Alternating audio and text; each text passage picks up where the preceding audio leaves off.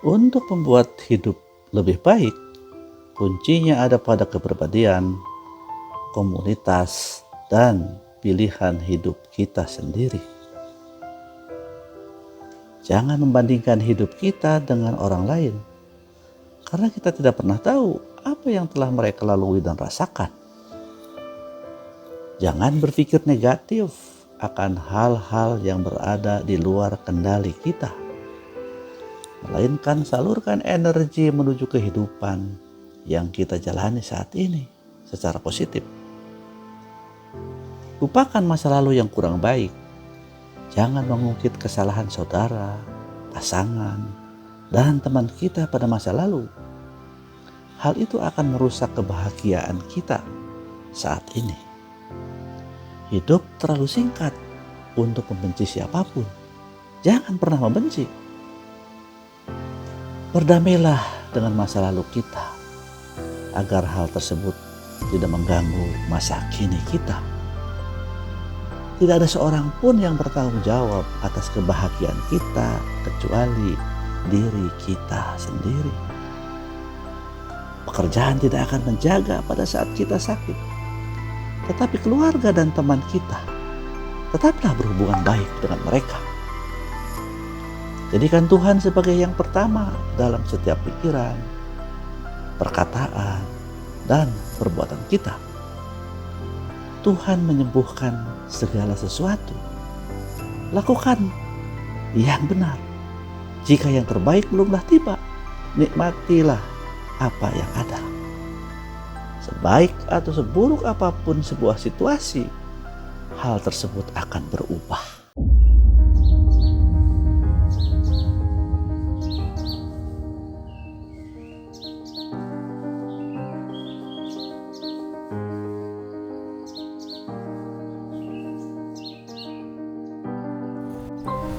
Assalamualaikum warahmatullahi wabarakatuh. Selamat berjumpa kembali dalam Bincang-Bincang bersama Prof. Budimansyah. Pada episode kali ini, kita akan melanjutkan pembahasan mengenai konsep membangkitkan karsa umat. Pada episode sebelumnya, dapat disimpulkan bahwa adanya sifat dari masyarakat kita yang dinamakan kelemah karsaan yang menghambat kemajuan. Pada episode kali ini akan dibahas lebih lanjut apa gerangan kelemah karsaan itu. Langsung saja Prof. Budimansyah. Para pemirsa yang budiman, untuk membahas konsep kelemah karsaan, saya akan meminjam istilah dari Carl Gunnar Myrdal, seorang ahli ekonomi sekaligus ahli sosiologi berkebangsaan Swedia. Myrdal adalah penerima Nobel Memorial Prize in Economic Sciences pada tahun 1974. Artinya pada saat itu merupakan akhir dari fase repelita pertama yang menjadi landasan awal pembangunan Orde Baru.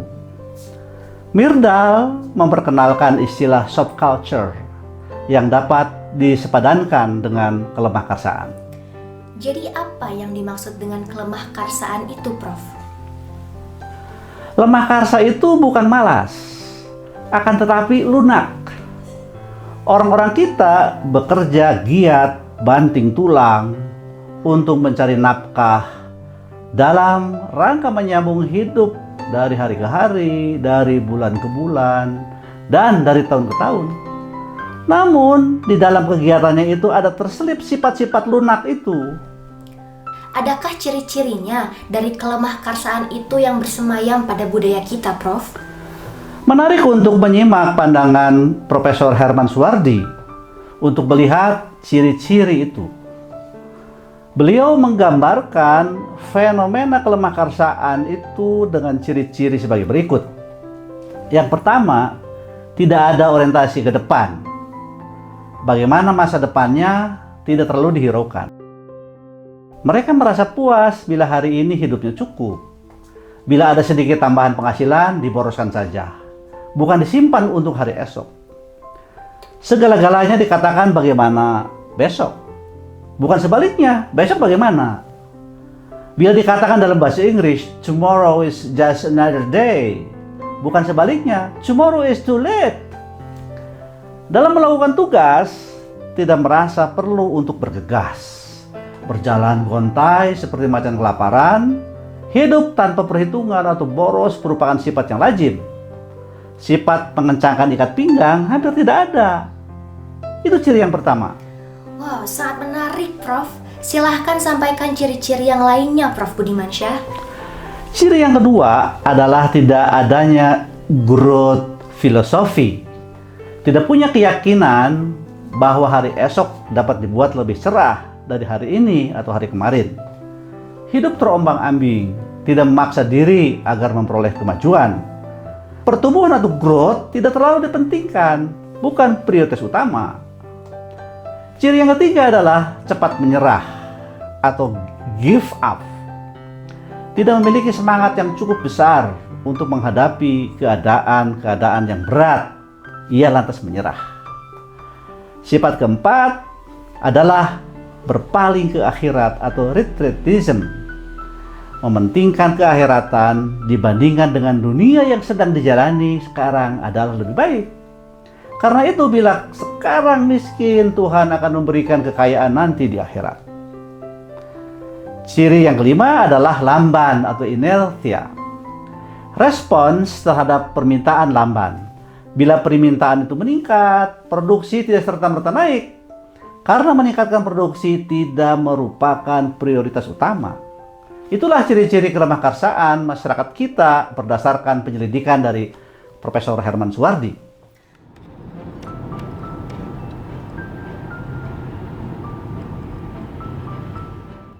Sekarang saya mau pergi ke bengkel sebetulnya ya, ke bengkel Nissan sebab mobil saya sudah harus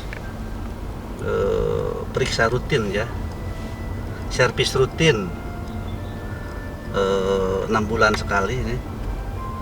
Jadi kita sambil menuju ke bengkel sekitar setengah jam, kita akan bincang-bincang.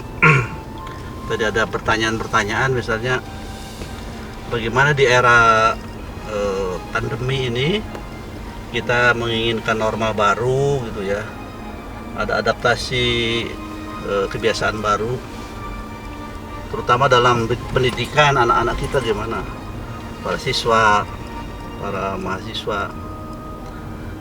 Sebetulnya memang ini semacam COVID-19 itu ya, semacam ujian bagi sekolah-sekolah kita termasuk perguruan tinggi.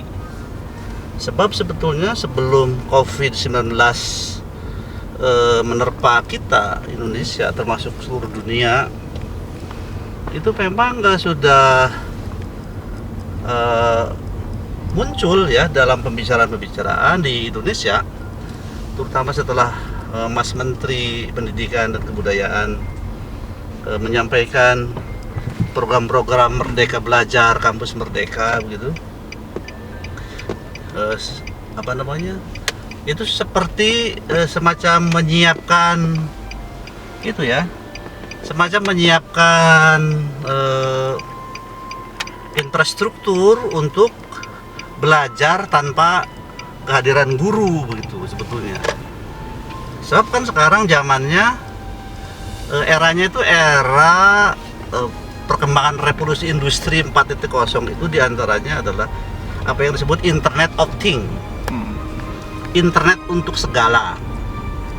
Jadi bukan saja untuk bisnis ya, internet itu juga untuk pendidikan ya, untuk persekolahan. Oleh karena itu barangkali secara teoritis itu memang ada teorinya. Misalnya begini, pembelajaran itu kalau diibaratkan satu model gitu, itu ada 3 ya. Yang pertama yang secara tradisional itu pembelajaran yang tatap muka, face to face, yang biasa kita lakukan selama ini di Indonesia umumnya gitu. Yang face to face. Nah itu udah lama sekali berlangsung di seluruh dunia, walaupun di sejumlah negara sudah mulai melakukan pembelajaran yang nomor 2 ini, yang kedua ini, yaitu online penuh ya. Jadi e-learning penuh online. Anak-anak tidak usah bertemu dengan guru. Biasanya di Open University, di UT ya, di Indonesia aja di UT, Universitas Terbuka di Jakarta, pengganti dosen itu adalah modul gitu ya. Jadi online penuh. Jadi itu pun proses belajar. Kedua-duanya itu ada keuntungan dan kerugian masing-masing. Keuntungan yang tatap muka itu sebetulnya berhubung setiap hari bertemu dengan guru, para mahasiswa bertemu dengan temannya, berkomunikasi. Jadi keuntungannya itu bisa mengembangkan komunikasi atau hubungan insani gitu. Jadi komunikasi antar personal gitu, antara siswa dengan siswa, antara mahasiswa dengan mahasiswa, siswa dengan guru, itu terjadi gitu. Itu keuntungannya memang tidak bisa tergantikan. Tetapi kerugiannya apabila terus-menerus siswa itu belajar seperti itu ya, itu ada kalanya membuat para siswa atau mahasiswa itu pasif. Sebab apalagi kalau dosennya pintar terus memberikan ceramah-ceramah yang menarik gitu, siswa dan mahasiswa hanya mendengarkan saja. Jadi itu apabila ekstrim online juga kurang bagus.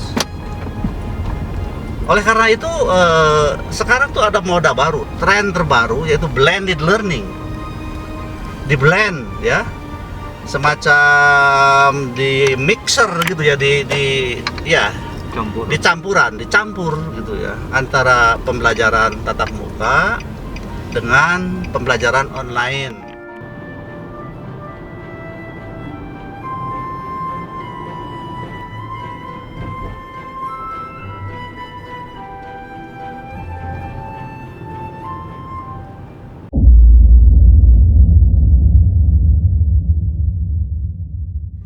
Profesor, apakah gejala kelemah karsaan masyarakat kita masih terasa sampai sekarang?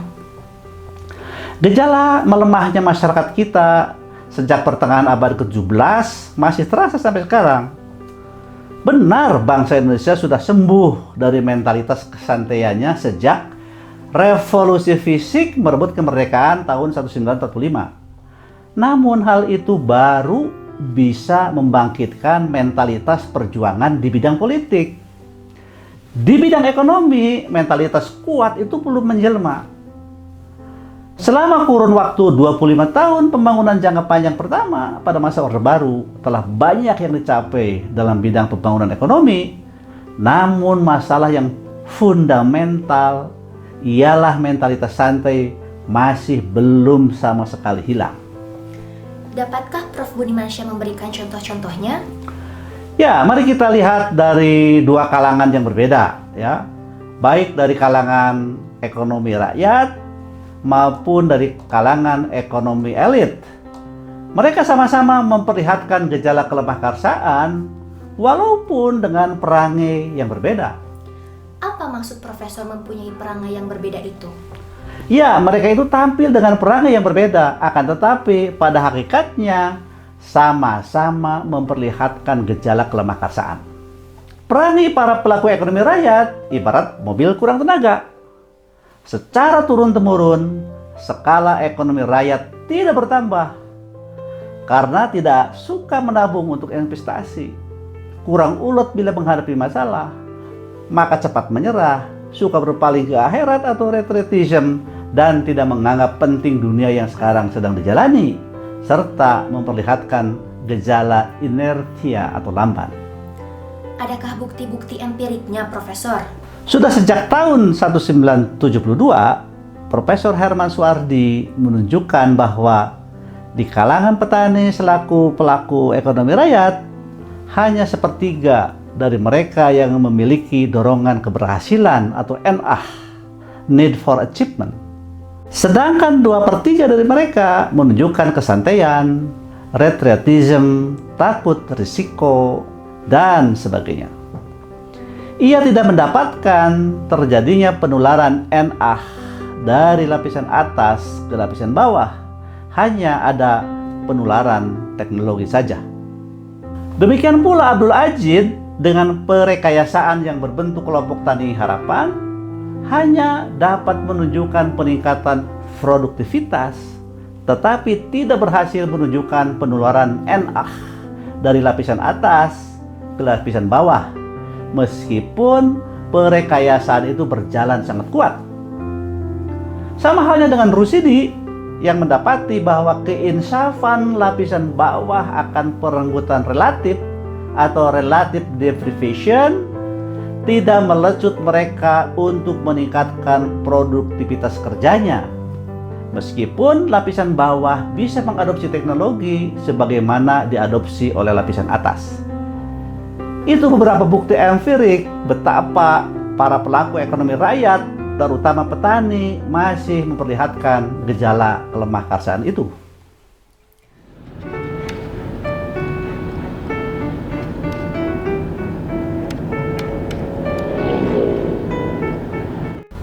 Itu suatu ketika misalnya ini bahan-bahan yang bisa di online kan, itu dipelajari saja oleh para siswa dan para mahasiswa di dunia online, di lewat internet, di di Google ya, di Google Scholars, di YouTube, itu materi-materi banyak. Tetapi memang biasanya sifatnya yang mengembangkan itulah yang tentang konsep-konsep, fakta-fakta dipelajari banyak sekali di dunia maya. Jadi anak-anak menjadi lebih kreatif, lebih aktif, belajar sendiri. Itu sebetulnya keuntungan dari online itu dimanfaatkan oleh blended learning. Tetapi kebalikannya, kelemahan dari tatap muka itu ditanggulangin gitu ya. Lewat blended itu ditanggulangin. Jadi anak-anak suatu ketika bertemu di kelas, tetapi ketika yang lain anak-anak belajar mandiri di dunia maya ya, di kelas virtual. Nah itu sebetulnya blended learning gitu. Tapi persoalannya ya sudah berjalan nih selama COVID ini. Persoalannya memang Indonesia sangat heterogen ya. Itu sekolah, kampus juga belum siap semuanya dengan jaringan internet. Di samping juga infrastruktur learning management sistemnya masih ada kampus-kampus yang belum memiliki.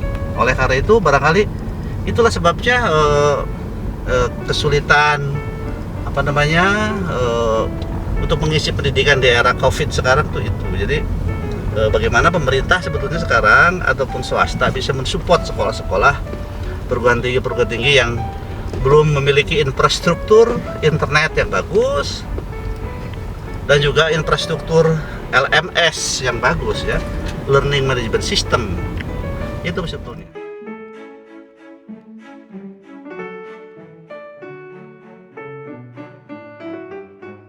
Nah, kita sudah sampai nih di bengkel Nissan. Sudah disambut nih oleh tugas.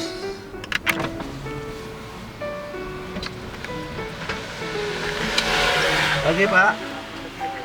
Belum booking Pak ya? Udah booking.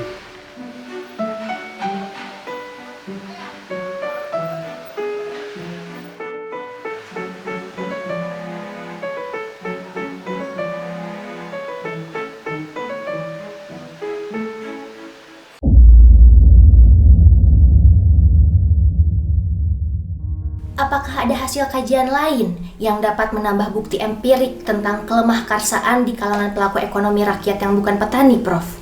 Penelitian saya sendiri terhadap para pengusaha industri kecil, home industry, pengolahan makanan di Jawa Barat menunjukkan bahwa hubungan antara indikator-indikator etos kerja dan tingkat kemakmuran adalah lemah atau nearly significant.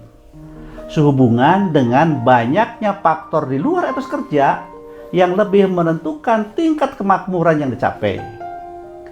Temuan ini menunjukkan bahwa dalam masyarakat kita, terutama para pelaku ekonomi rakyat, berlaku pola non-prestasi atau non-achievement pattern, bukan sebaliknya. Nah, sekarang bagaimana halnya dengan perangai pelaku ekonomi elit? Silahkan, Prof.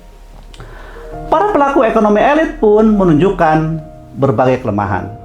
Namun, manifestasinya dalam wujud yang berlainan. Ialah ibarat kuda lepas kandang. Sifat kuda yang lepas dari kandangnya adalah menabrak segala yang merintangi jalannya. Demikian pula perangai para pelaku ekonomi elit banyak melanggar norma, baik norma masyarakat, norma agama, maupun peraturan perundang-undangan yang berlaku. Saya jadi teringat terhadap pandangan Prof. Kuncharaningrat. Apakah sifat kuda lepas kandang bisa disebut juga sebagai mentalitas yang suka menerabas, seperti yang diungkapkan oleh Prof. Kuncharaningrat? Ya benar demikian. Sifat kuda lepas kandang atau mentalitas yang suka menerabas itu merupakan semangat mumpung untuk memperoleh keuntungan sebanyak-banyaknya dengan cara apapun. Adakah hasil kajian empirik perihal perangai pelaku ekonomi elit tersebut, Prof? Penelaahan yang dilakukan oleh Raja Gukuk melukiskan kecurangan-kecurangan sejumlah pelaku ekonomi elit yang meliputi: pertama, pencemaran lingkungan berupa limbah-limbah industri yang berbentuk padat, cair maupun gas. Yang kedua, periklanan yang ada dikatakan tidak ada, yang tidak ada dikatakan ada. Yang ketiga, perburuhan berupa pelanggaran upah minimum dan fasilitas yang tidak fair. Perangai-perangai itu disebutnya menghalalkan segala cara. Adakah temuan lainnya, Prof. Budimansyah? Ya, saya teringat pada hasil penelitian Dr. Andreas Bintoro Dewanto. Dari kajiannya terhadap perangai pengusaha beragama tertentu, ia menemukan praktik-praktik yang dapat dikategorikan pelanggaran, termasuk pelecehan seksual, penghindaran pajak, dan sebagainya. Berdasarkan kajiannya itu, ia mengkonsepsikan praktik yang demikian itu sebagai sekuler, tidak etis. Ya, sudah selesai dari bengkel Nissan, ya, servis rutin. Kita akan lanjut explore keliling-keliling kota Bandung, dan kita akan masuk ke Jalan Merdeka, Asia Afrika. Terus ke kita akan menyusuri Jalan Braga. Ya. Jalan Braga itu di Bandung ya sangat terkenal ya. Nah, kita akan masuk di Simpang 5 nih, Simpang 5 Kota Bandung. Ya, ini kita masuk Jalan Asia Afrika ya. Di era new normal memang kita harus bisa membaca peluang memang ya. Di samping kita tetap harus menjalankan protokol kesehatan, kita harus bisa membaca angin ya. Apa gitu, opportunity apa yang terutama oleh para milenial nih, para pengusaha muda ya, para pencari kerja gitu. Sebenarnya era teknologi ini kita sudah berjalan beberapa gelombang nih. Yang pertama kan boomingnya internet dulu itu ya, sehingga usaha itu berkembang, bikin web gitu. Misalnya di bidang pendidikan ya, di usaha buku ada Amazon misalnya. Itu Amazon tuh sangat gilang gemilang penjualannya lewat punya web, gara-gara gelombang pertama dari revolusi teknologi itu sangat booming gitu. Nah, terus era kedua itu era mobile ya, ditemukannya mobile dan cloud. Nah, itu di era itu orang yang bisa menguasai dua hal itu ya, mobile dan cloud, itu bisa melecut kemajuan usaha. Oleh karena itu misalnya anak-anak muda kita yang menguasai dua bidang itu punya opportunity yang untuk kemajuan. Nah, sekarang angin ke depan ini ya untuk wave yang ketiga ya, gelombang ketiga dari era teknologi itu ke depan itu adalah ada dua hal. Yang pertama artificial intelligence ya, jadi kecerdasan buatan. Nah, ini, dan yang kedua data. Jadi kita harus pandai-pandai membaca. Oleh karena itu siapa yang bisa membaca ada persoalan atau ada opportunity apa dengan berbekal kemampuan di dua itu ya, artificial intelligence sama data, itulah yang bisa melecut kita untuk mendorong kemajuan. Jadi dua bidang itulah yang sangat penting, mungkin yang akan sangat memberikan opportunity kepada kita ya untuk merintis usaha ya, untuk meningkatkan kemajuan di bisnis, di organisasi. Itu dua hal yang tadi ya, yang artificial intelligence, kecerdasan buatan, dan data. Jadi setiap bisnis, setiap organisasi pasti perlu data yang valid, perlu data yang akurat. Data tersedia di big data sekarang ya, di online. Oleh karena itu kemampuan membaca data itu, kemudian kemampuan memanfaatkannya, mendefinisikannya, itu penting sekali.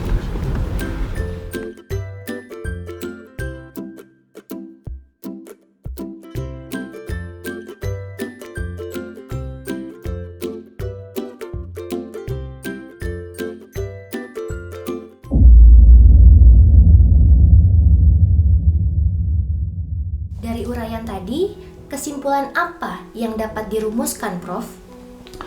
Uraian tadi itu adalah gambaran umum proses transformasi agraris industrial di Indonesia, yang pada intinya adalah adanya mentalitas yang tidak menimbulkan take off. Yang menjadi pertanyaan adalah, apakah mentalitas ini pun menjadi penghambat bagi usaha-usaha pembangunan? Persoalan ini akan kita bahas dalam episode ketiga, insya Allah.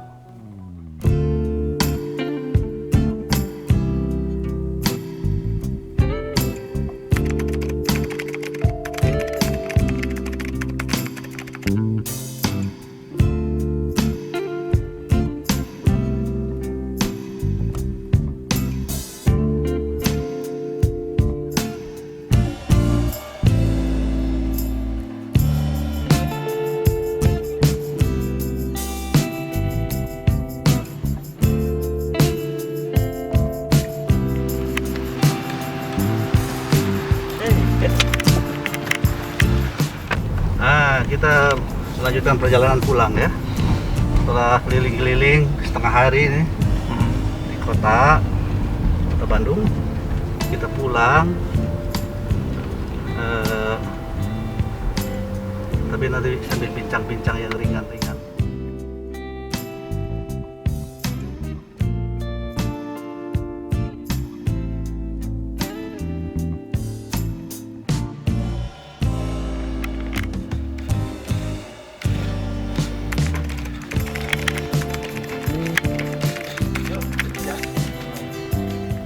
Para pemirsa yang budiman, tidak terasa kita sudah di penghujung episode kali ini. Pada episode yang akan datang, kita akan membahas pertanyaan apakah mentalitas yang tidak menimbulkan take off itu menghambat usaha-usaha pembangunan? Terima kasih kepada Prof. Budimansyah, sampai jumpa di episode yang akan datang.